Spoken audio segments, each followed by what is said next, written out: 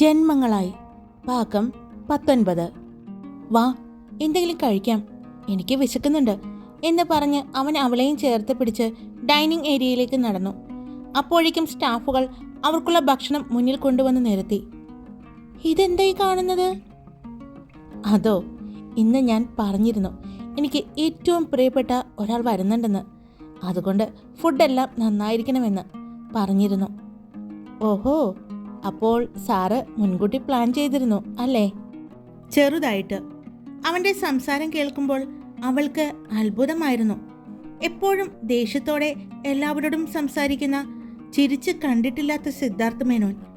പക്ഷേ എൻ്റെ മുന്നിൽ നിൽക്കുന്ന ഈ സിദ്ധാർത്ഥ് മേനോൻ മറ്റൊരാളാണ് എന്ന് പോലും അവൾക്ക് തോന്നി.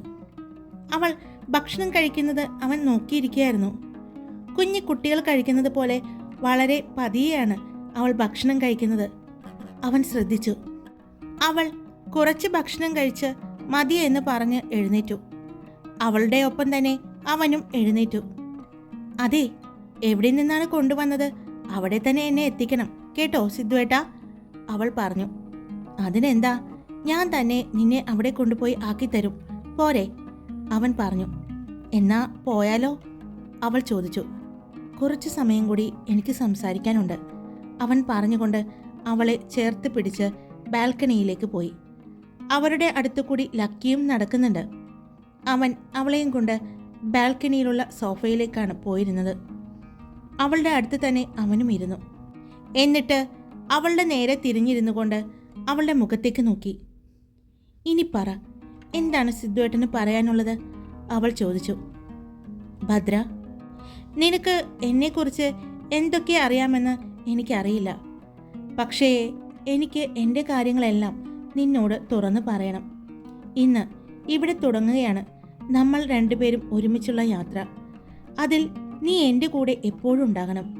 അതുകൊണ്ട് തന്നെ എല്ലാ കാര്യങ്ങളും നീ അറിയണം.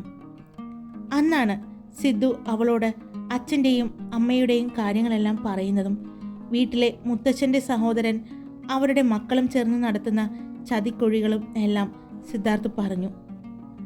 അപ്പോൾ എന്തുകൊണ്ടാണ് സിദ്ധുവേട്ടാ ഇതിന് പ്രതികരിക്കാത്തത്? ഇത്രയും ആൾബലവും പൊളിറ്റിക്കൽ സൈഡിൽ നിന്നുള്ള പവറുമുള്ള സിദ്ധുവേട്ടൻ എന്തുകൊണ്ടാണ് അവർക്ക് തക്കതായ ശിക്ഷ കൊടുക്കാത്തത്? അവൾ ചോദിച്ചു. ഞാൻ പറഞ്ഞില്ലേ ഭദ്രേ, എൻ്റെ അച്ഛനും അമ്മയും എവിടെയാണെന്ന് ഇതുവരെയും എനിക്ക് കണ്ടുപിടിക്കാൻ പറ്റിയിട്ടില്ല. ഞാനൊരു സീക്രട്ട് ടീമിനെ ഏർപ്പാടാക്കിയിട്ടുണ്ട്. പക്ഷേ അവർ വളരെ പ്ലാൻ ചെയ്താണ് ഓരോ കാര്യങ്ങളും ചെയ്തിരിക്കുന്നത്. എൻ്റെ അച്ഛനും അമ്മയും ജീവനോടെ ഉണ്ട് എന്ന് പോലും എനിക്കറിയില്ല. പക്ഷേ അവർ അന്ന് മരിച്ചു എന്ന് പറഞ്ഞു കൊണ്ടുവന്ന ബോഡി രണ്ടും എൻ്റെ അച്ഛൻ്റെയും അമ്മയുടെയും അല്ല എന്ന് ഞാൻ ഉറപ്പിച്ചിരുന്നു. അപ്പോൾ തീർച്ചയായും എൻ്റെ അച്ഛനും അമ്മയും എവിടെയോ ജീവനോടെയുണ്ട്. അത് കണ്ടുപിടിക്കുന്നത് വരെ ഞാൻ അവർക്ക് മുന്നിൽ ഒന്നും അറിയാത്ത രീതിയിൽ പെരുമാറും. അത് മാത്രമല്ല ഭദ്ര, നീയും സൂക്ഷിക്കേണ്ടിയിരിക്കുന്നു. കാരണം എനിക്ക് ഇങ്ങനൊരു പ്രണയമുണ്ടെന്ന് അറിഞ്ഞാൽ അവർ ഒരിക്കലും വെറുതെ ഇരിക്കില്ല. എനിക്ക് നിന്നെ സംരക്ഷിക്കാൻ പറ്റും, ഉറപ്പാണ്. പക്ഷേ എൻ്റെ കൺവട്ടത്തു നിന്നും എൻ്റെ കരവലയത്തിൽ നിന്നും നീ അകന്നു പോകരുത്. എനിക്ക് നിന്നെ കൂടെ നഷ്ടപ്പെടാൻ വയ്യ എന്ന് പറഞ്ഞ് സിദ്ധു അവളുടെ കയ്യിൽ പിടിച്ചു. അവൻ്റെ മാനസികാവസ്ഥ മനസ്സിലാകുന്നുണ്ടായിരുന്നു ഭദ്രയ്ക്ക്. അവരുടെയെല്ലാം കണ്ണുകൾ എൻ്റെ സ്വത്തുക്കളിലാണ്. അച്ഛനും മുത്തശ്ശനും ഞാനും എല്ലാം സമ്പാദിച്ചുണ്ടാക്കിയ ആ സ്വത്തുക്കൾ ഒന്നും, ഒരു തരി മണ്ണ് പോലും, ഒരു ചില്ലി പൈസ പോലും ഈ സിദ്ധാർത്ഥ് അവർക്ക് കൊടുക്കില്ല. കാരണം അത്രയും കഷ്ടപ്പെട്ട് എൻ്റെ അച്ഛനും ഉണ്ടാക്കിയതാണ്, എന്നെ ഏൽപ്പിച്ചതാണത്. അതിൽ ഉയർത്തിക്കൊണ്ടുവന്നതല്ലാതെ അതിൽ നിന്നും ഒരു രൂപ പോലും നഷ്ടം വരുത്തിയിട്ടില്ല. അത് അവരെ പോലെയുള്ള ചതിയന്മാർക്ക് കൊടുക്കാനുള്ളതല്ല, എൻ്റെ ഭാര്യയ്ക്കും മക്കൾക്കും അനുഭവിക്കാനുള്ളതാണ്. നിന്നോട് ഇഷ്ടം തോന്നിയപ്പോൾ പോലും ഞാനത് പുറമേ കാണിക്കാതെ നടന്നു. നിന്റെ ജീവനെ സംരക്ഷിക്കാൻ വേണ്ടിയാണത്. പക്ഷേ ഇന്നലെ അങ്ങനെയൊരു വിവാഹാലോചന എൻ്റെ ചെവിയിൽ കേട്ടപ്പോൾ ഇനിയും ഞാൻ പറയാതിരുന്നാൽ ഒരുപക്ഷെ നിന്നെ നഷ്ടപ്പെടുമെന്ന് തോന്നി. അതുകൊണ്ടാണ് എത്രയും പെട്ടെന്ന് ഞാൻ പറഞ്ഞത്. ഇത് ഞാൻ നിന്റെ അച്ഛനോട് ആദ്യം പറയണമെന്നാണ് തീരുമാനിച്ചത്. പക്ഷേ നിന്റെ മനസ്സിൽ എന്താണെന്ന് അറിയണമെന്നുണ്ടായിരുന്നു. അവൻ അവളുടെ കണ്ണുകളിലേക്ക് നോക്കിക്കൊണ്ട് തന്നെ പറഞ്ഞു. എന്നിട്ട് ഇപ്പോൾ സിദ്ധുവേട്ടന് എന്താണ് തോന്നുന്നത്? എൻ്റെ മനസ്സിൽ എന്താണെന്ന് അറിയാൻ പറ്റിയോ? അവൾ അവൻ്റെ കണ്ണുകളിലേക്ക് നോക്കി തന്നെ ചോദിച്ചു. അറിയാൻ പറ്റി. അറിയാൻ പറ്റിയെന്നല്ല, ഞാൻ നിനക്ക് എത്രയും പ്രിയപ്പെട്ടതാണെന്ന് ഈ കുറച്ച് നിമിഷം കൊണ്ട് തന്നെ നീ എനിക്ക് മനസ്സിലാക്കി തരികയായിരുന്നു, സിദ്ധു പറഞ്ഞു. സിദ്ധു ഏട്ടാ, ഞാൻ മിക്ക ദിവസങ്ങളിലും മുത്തശ്ശിയുടെ ഒപ്പമാണ് കിടക്കാറ്. അന്ന് മുത്തശ്ശിയുടെ കുറേ പഴയ കഥകളെല്ലാം കേൾക്കും. അതിൽ നിന്നാണ് ഞാൻ സിദ്ധുവേട്ടൻ്റെ മുത്തശ്ശിയെക്കുറിച്ചുള്ള കാര്യങ്ങൾ കേൾക്കുന്നത്. പിന്നീട് അതൊരു കൗതുകമായി. അങ്ങനെയാണ് മുത്തശ്ശിയിൽ നിന്നാണ് ഞാൻ കൈലാസം തറവാടിനെക്കുറിച്ചും അവിടുത്തെ ചന്ദ്രമേനോനെക്കുറിച്ചും സുഭദ്ര ചന്ദ്രമേനോൻ എന്ന അമ്മയെക്കുറിച്ചും അവരുടെ മകനായ സിദ്ധാർത്ഥ മേനോനെക്കുറിച്ചും എല്ലാം അറിയുന്നത്. പിന്നീട് മുത്തശ്ശിക്ക് അവിടുത്തെ കാര്യങ്ങൾ ഒന്നും അറിയാൻ പറ്റാതെയായി. എങ്കിലും മുത്തശ്ശിക്ക് സിദ്ധുവേട്ടനെ കണ്ട് ഒരു ഓർമ്മയുണ്ട് എന്ന് എന്നോട് പറഞ്ഞു. പിന്നീട് ഞങ്ങൾ ഡൽഹിയിലേക്ക് പോരുകയായിരുന്നുവല്ലോ. വെക്കേഷൻ സമയത്ത് ഞാൻ നാട്ടിൽ ചെല്ലുമ്പോഴെല്ലാം ഞാൻ കണ്ടിട്ടുണ്ട് കൈലാസം തറവാട്. അവിടെ അച്ഛൻ്റെ വീട്ടുകാരും അമ്മ വീട്ടുകാരും എല്ലാം ഉണ്ടല്ലോ. അവരെല്ലാവരുമായി, പ്രത്യേകിച്ച് സഞ്ജുവേട്ടനുമായിട്ടൊക്കെ പുറത്തു പോകുമ്പോഴെല്ലാം എനിക്ക് പറഞ്ഞു തരുമായിരുന്നു കൈലാസം തറവാട്ടിലെ കൊച്ചു തമ്പുരാനായ സിദ്ധാർത്ഥ മേനോനെ പറ്റി. ആരോടും ഒന്ന് സംസാരിക്കുകയോ എന്തിന് ചിരിക്കുകയോ പോലും ചെയ്യാത്ത സിദ്ധാർത്ഥ മേനോനെ കുറിച്ച് പറയാൻ സഞ്ജുവേട്ടന് നേരമുണ്ടായിരുന്നുള്ളൂ. ഏട്ടൻ പറയാറുണ്ട്, ഏട്ടനെ പോലെ തന്നെയുള്ള ഒരു ചെറുപ്പക്കാരനാണ്, പക്ഷേ ബുദ്ധിയും കഴിവും കൂടുതലാണെന്ന്. പിന്നീട് ഞാനൊന്ന് കാണണമെന്ന് ആഗ്രഹിച്ചു. അങ്ങനെ ഒരു ദിവസം ഞാൻ നിങ്ങളുടെ അമ്പലത്തിലെ ഉത്സവത്തിന് ഞാൻ വന്നിട്ടുണ്ടായിരുന്നു. അന്ന് ദേവിയുടെ ആഭരണങ്ങളെല്ലാം പിടിച്ച് നടന്നു വരുന്ന സിദ്ധുവേട്ടനെ ഞാൻ കണ്ടിട്ടുണ്ട്. പക്ഷേ ദൂരെ നിന്നാണ് കണ്ടത്. പിന്നീട് ഞാൻ കണ്ടിട്ടില്ലായിരുന്നു. അങ്ങനെ തിരിച്ച് ഡൽഹിയിലേക്ക് വന്നപ്പോഴാണ് ഞാൻ സിദ്ധാർത്ഥ മേനോനെക്കുറിച്ച് അന്വേഷിക്കാൻ തുടങ്ങിയത്. അങ്ങനെ ഗൂഗിളിലും മറ്റും സെർച്ച് ചെയ്യാനും തുടങ്ങി. പിന്നീട് എനിക്ക് മനസ്സിലായി നമ്മുടെയൊന്നും കൈയെത്തുന്ന ദൂരത്തൊന്നുമല്ലാത്ത ഒരു മനുഷ്യനാണെന്ന്. അങ്ങനെ ഞാൻ സിദ്ധാർത്ഥ മേനോൻ എന്ന ആളിൽ നിന്നും പതിയെ എൻ്റെ ചിന്തകളും മറ്റും തിരിച്ചുവിടാൻ തുടങ്ങി. പിന്നെ ക്ലാസ്സും കാര്യങ്ങളുമായി മുന്നോട്ട് പോകുമ്പോഴാണ് ഒരു ദിവസം ഈ അമ്പലത്തിലേക്ക് ഞാനും അച്ഛനും അമ്മയും വൈകിട്ട് വന്നത്. അന്ന് ഞാൻ വന്നപ്പോൾ ഒരുപാട് സെക്യൂരിറ്റി ഓഫീസർമാരും മറ്റും ഉണ്ടായിരുന്നു. അച്ഛനും അമ്മയും പറഞ്ഞു ഏതോ VVIP എത്തിയിട്ടുണ്ടെന്ന്. പക്ഷേ അതൊന്നും എന്നെ ബാധിച്ചില്ല. കാരണം രാത്രിയിലെ അമ്പലത്തിലെ കാഴ്ച അത്രയും മനോഹരമാണല്ലോ. ഗസ്റ്റുകളും മറ്റും തൊഴുത് കഴിഞ്ഞിട്ടേ മറ്റുള്ളവർക്ക് തൊഴാൻ പറ്റൂ എന്ന് പറഞ്ഞു. അതുകൊണ്ട് ഞാനും അച്ഛനും അമ്മയും കൂടി പുറത്തേക്ക് പോയി. അവിടെ കാണുന്ന ആ മണ്ഡപമില്ലേ, അവിടെ ഞാൻ നൃത്തം ചെയ്തു. എൻ്റെ അച്ഛൻ്റെയും അമ്മയുടെയും പിന്നെ അവിടെ ഇരിക്കുന്ന എല്ലാ ദൈവങ്ങൾക്കും വേണ്ടി സമർപ്പിച്ചിട്ടുള്ള ഒരു നൃത്തശില്പം. അതും ഞാൻ സ്വന്തമായിട്ട് തന്നെ ക്രിയേറ്റ് ചെയ്തതായിരുന്നു. അത് അച്ഛനും അമ്മയ്ക്കും അറിയാവുന്നത് കൊണ്ട് തന്നെ അവരും എന്നെ നന്നായി സപ്പോർട്ട് ചെയ്തു. മറന്ന് മനസ്സ് നിറഞ്ഞ് ചുറ്റുമുള്ളതൊന്നും നോക്കാതെയാണ് ഞാൻ അന്ന് നൃത്തം ചെയ്തത്. നൃത്തം ചെയ്ത് കഴിഞ്ഞപ്പോൾ ഞാൻ എൻ്റെ മുന്നിൽ കണ്ടു ഒരുപാട് ആളുകൾ അത് കാണാൻ വേണ്ടി നിൽക്കുന്നത്. എല്ലാവരും എന്നെ അഭിനന്ദിച്ചു. അത് കഴിഞ്ഞ് അവിടെ നിന്ന് ഇറങ്ങിയപ്പോൾ VIP തൊഴുതിറങ്ങി എന്ന് അറിഞ്ഞു. പിന്നീട് ഞാനും അച്ഛനും അമ്മയും എല്ലാം തൊഴാനായി ഇറങ്ങിയപ്പോഴാണ് സിദ്ധാർത്ഥേട്ടൻ നേരത്തെ പറഞ്ഞ ആ മഴ പെയ്തത്. പിന്നെ അതും ആസ്വദിച്ചുകൊണ്ട് ഞങ്ങൾ 3 പേരും നടന്നു.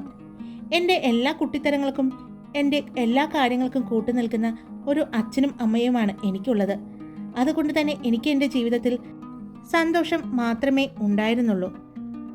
സങ്കടപ്പെടാനുള്ള ഒരു അവസരം അവർ രണ്ടുപേരും എനിക്ക് തന്നിട്ടില്ല എന്ന് പറയുന്നതാണ് ശരി.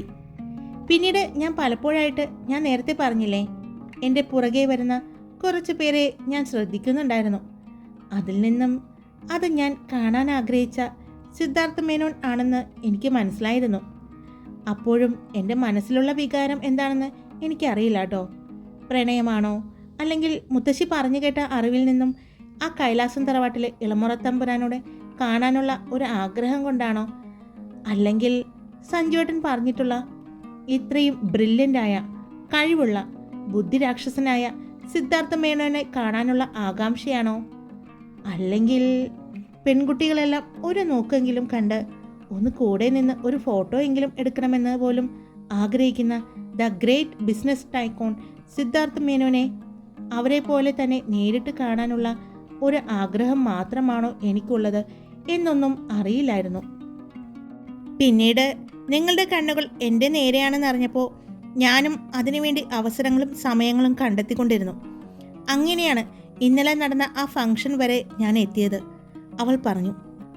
എനിക്കറിയാം, വായാടിയും പഠനത്തിൽ ബ്രില്യൻറ്റും നൃത്തകലയിൽ നാട്യശാസ്ത്രങ്ങൾ എല്ലാം അറിയുന്ന മെയ് വഴക്കമുള്ള ഒരു കലാകാരിയും അച്ഛൻ്റെയും അമ്മയുടെയും മുത്തശ്ശിയുടെയും ചെല്ലക്കുട്ടിയാണെന്നും എല്ലാം തന്നെ എനിക്ക് തന്നെ പറ്റി അറിയാമായിരുന്നു. അങ്ങനെ തന്നെയാണ് ഞാനും ഈ നർത്തകിയെ സ്നേഹിച്ചു തുടങ്ങിയത്. എൻ്റെ അമ്മയെയും ഞാൻ നിന്നിൽ കണ്ടു തുടങ്ങിയിരുന്നു. പക്ഷേ അമ്മയോടുള്ള ബഹുമാനം മാത്രമല്ല കേട്ടോ, ഒരു പ്രണയിനിയോടുള്ള സ്നേഹവും കരുതലും എല്ലാം ഞാൻ നിന്നിലും കണ്ടിരുന്നു. അപ്പോൾ പറയ്, കൈലാസം വീട്ടിൽ കൊച്ചുതമ്പുരാൻ്റെ ഭാര്യയായി ജീവിക്കാൻ, സൂര്യഭദ്ര സിദ്ധാർത്ഥ മേനോനായി ജീവിക്കാൻ തയ്യാറാണോ എൻ്റെ സൂര്യക്കുട്ടി? അവൻ അവളുടെ കൈ പിടിച്ചുകൊണ്ട് ചോദിച്ചു. തയ്യാറാണ്. ഏത് പ്രതിസന്ധിയിലും എന്ത് പ്രശ്നത്തിലും എന്തിനും ഏതിനും കൂടെ നിൽക്കും ഈ സൂര്യഭദ്ര. ഇനി മുതൽ സിദ്ധാർത്ഥിനോട് കൂടി ഉണ്ടാകും. സുഖത്തിൽ മാത്രമല്ല, എല്ലാ ദുഃഖത്തിലും, എല്ലാ സന്തോഷത്തിലും, എല്ലാ പ്രതിസന്ധികളിലും, എല്ലാ വിഷമഘട്ടങ്ങളിലും ഞാൻ കൂടെയുണ്ടാകും. സൂര്യഭദ്ര അവൻ്റെ കണ്ണുകളിലേക്ക് നോക്കിക്കൊണ്ട് തന്നെ പറഞ്ഞു. അവൻ അവളുടെ 2 കൈയും കൂട്ടിപ്പിടിച്ച് അവൻ്റെ ചുണ്ടോടടുപ്പിച്ചു. ആ 2 കൈകളിലും അവൻ ചുംബിച്ചു. പക്ഷേ സിദ്ധുവേട്ട, പെട്ടെന്ന് അച്ഛനും അമ്മയും സിദ്ധുവേട്ടൻ്റെ ഇക്കാര്യങ്ങൾ പറഞ്ഞാൽ അംഗീകരിക്കുമോ എന്നെനിക്കറിയില്ല. അച്ഛന് ഏട്ടനെക്കുറിച്ച് നന്നായിട്ട് അറിയാം. അച്ഛനിടയ്ക്ക് പറഞ്ഞിട്ടുണ്ട് സിദ്ധാർത്ഥേട്ടൻ്റെ ബിസി ഷെഡ്യൂളിനെ കുറിച്ച്. നിന്ന് തിരിയാൻ പോലും സമയമില്ലാത്ത ഓടിപ്പാഞ്ഞ് നടക്കുന്ന ബിസിനസ് കിങ് സിദ്ധാർത്ഥ മേനോനെ പറ്റി അച്ഛന് ഇഷ്ടമായിരുന്നു. അച്ഛൻ പറയാറുമുണ്ട്, സിദ്ധുവേട്ടൻ്റെ ഹാർഡ് വർക്കും കഴിവും കൊണ്ടാണ് ഈ ലോകം സിദ്ധുവേട്ടനെ അംഗീകരിച്ചതെന്നൊക്കെ. പക്ഷേ ഈ തിരക്കുകൾക്കിടയിൽ ജീവിക്കാൻ മറന്നുപോയി എന്ന് അച്ഛൻ പറയാറുണ്ട്. സ്വസ്ഥമായിട്ട് ഒന്ന് പുറത്തേക്ക് ഇറങ്ങാൻ പോലും പറ്റാതെ എപ്പോഴും ചുറ്റും ഒരുപാട് ഗാർഡ്സിൻ്റെ ഇടയിൽ കൂടി നടക്കുന്ന സിദ്ധാർത്ഥ മേനോനെ കുറിച്ചും പറഞ്ഞിട്ടുണ്ട്. ഒരുപാട് സെക്യൂരിറ്റി പ്രോബ്ലംസ് ഉള്ള ഒരു വ്യക്തിയാണ് സിദ്ധാർത്ഥ മേനോൻ എന്ന് അച്ഛനറിയാം. അതുകൊണ്ട് തന്നെ എനിക്ക് പേടിയുണ്ട് അച്ഛൻ സമ്മതിക്കുമോ എന്ന്. ഇത്രയും വലിയ ഒരാളുടെ ഭാര്യയായി എനിക്കറിയില്ല അച്ഛൻ എങ്ങനെയാണ് ചിന്തിക്കുന്നതെന്ന്. അവരൊന്നും പണത്തെയും പ്രശസ്തിയെയും ഒന്നും ആഗ്രഹിച്ചിട്ടില്ല. ഞാനിപ്പോഴും അവർക്ക് ചുറ്റും ഉണ്ടാവണമെന്ന് ആഗ്രഹിക്കുന്നവരാണ്. അതുകൊണ്ട് തന്നെ സിദ്ധാർത്ഥ മേനോൻ്റെ വിവാഹാലോചന അവർ ഏത് രീതിയിൽ എടുക്കുമെന്ന് എനിക്കറിയില്ല സിദ്ധുവേട്ടാ, സൂര്യഭദ്ര അവൻ്റെ മുഖത്തേക്ക് നോക്കി പറഞ്ഞു. പക്ഷേ ഒരു കാര്യം എനിക്കറിയാം, എൻ്റെ ഇഷ്ടം അവർ ഒരിക്കലും തള്ളിക്കളയില്ല എന്ന് അവൾ പറഞ്ഞു. അപ്പോൾ നീ എന്താ സൂര്യ പറഞ്ഞു വരുന്നത്? ഞാനിപ്പോൾ ഈ വിവാഹകാര്യത്തെപ്പറ്റി അച്ഛനോടിപ്പോൾ സംസാരിക്കേണ്ട എന്നാണോ? സിദ്ധു ചോദിച്ചു. ഇപ്പോൾ ഒന്നും പറയേണ്ട സിദ്ധുവേട്ടാ.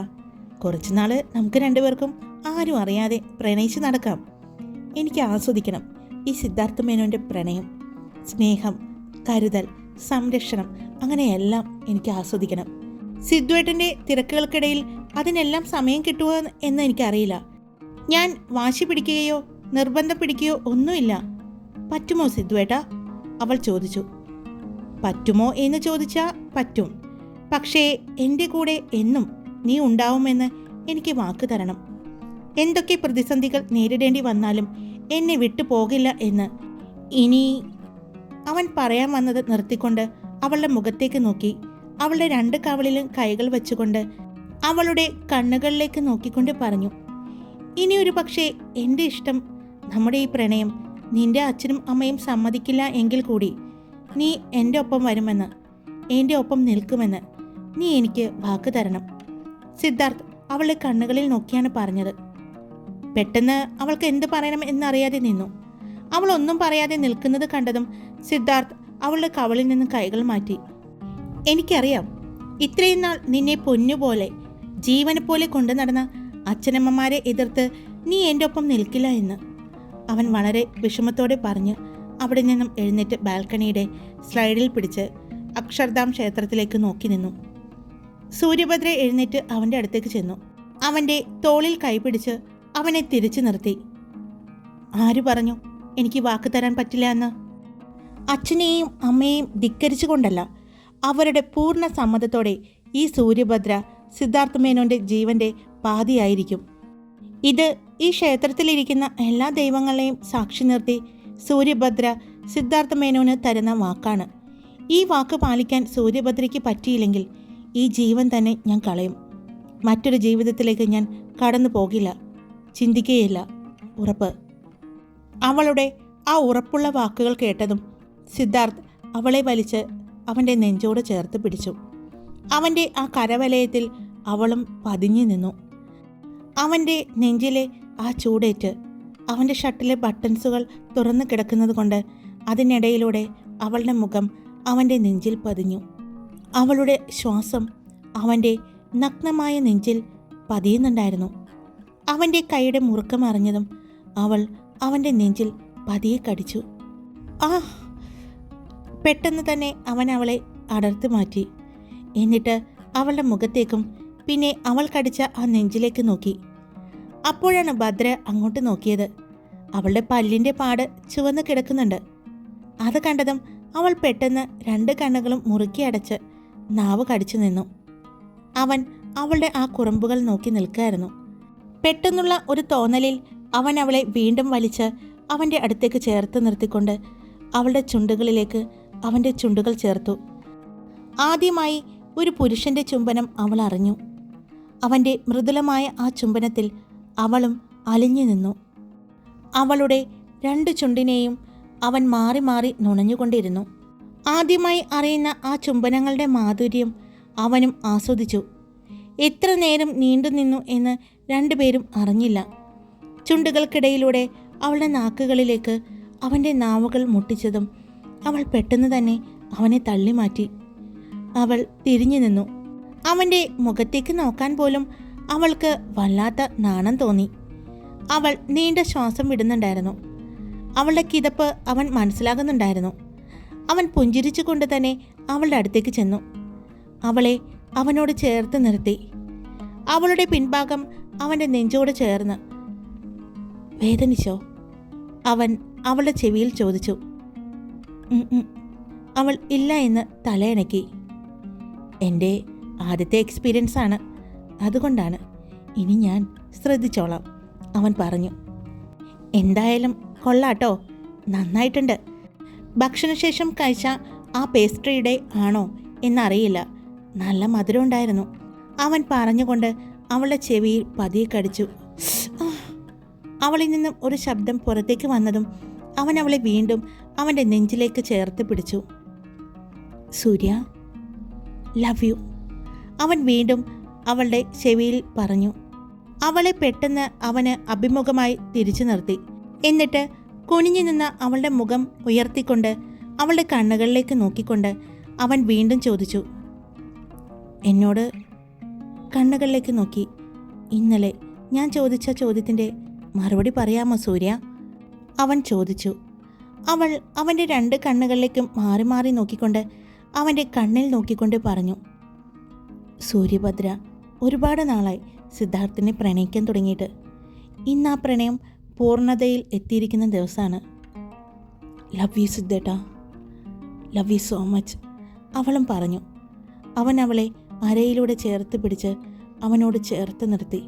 എന്നിട്ട് പറഞ്ഞു, ഇനി എൻ്റെ അടുത്ത് നിന്ന് പോകാമെന്ന് ചിന്തിക്കുകയേ വേണ്ട. എപ്പോഴും എൻ്റെ അടുത്ത് തന്നെ ഉണ്ടാവണം നീ. ഇവിടെ എനിക്ക് പുറത്തേക്ക് ഇറങ്ങാനും മറ്റും ഒരുപാട് പ്രോട്ടോകോൾ നോക്കണം. പക്ഷേ നമുക്ക് അതിന് വഴിയുണ്ടാക്കാം, അവൻ പറഞ്ഞു. അതെ സിദ്ധുവേട്ടാ, സമയം ഒരുപാടായി, എന്നെ എടുത്തെടുത്ത് കൊണ്ടുപോയി ആക്കാൻ നോക്ക്, അവൾ പറഞ്ഞു. ആക്കണോ? പിന്നെ വേണ്ടേ, ഇപ്പോൾ തന്നെ ജിഷ അന്വേഷിച്ച് ഇറങ്ങിയിട്ടുണ്ടാവും. ഇനി എന്നാ സിദ്ധുവേട്ടാ ഇങ്ങനെ കാണാം?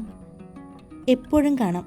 നീ എന്നെ കാണണമെന്ന് മനസ്സിൽ ആലോചിച്ചാൽ മതി, ഞാൻ നിൻ്റെ മുന്നിൽ എത്തിയിരിക്കും, അവൻ പറഞ്ഞു. അതെന്താ, സിദ്ധുവേട്ടൻ മായാവിയാണോ? രാജവും രാധയും മനസ്സിൽ ഓർക്കുമ്പോഴേക്കും ഒരു മന്ത്രം ചൊല്ലുമ്പോഴേക്കും പറന്നെത്തുന്ന മായാവി, അതുപോലെയാണോ? അവൾ ചോദിച്ചു. അതെ, മായാവിയാണ്, നിന്റെ മാത്രം മായാവി.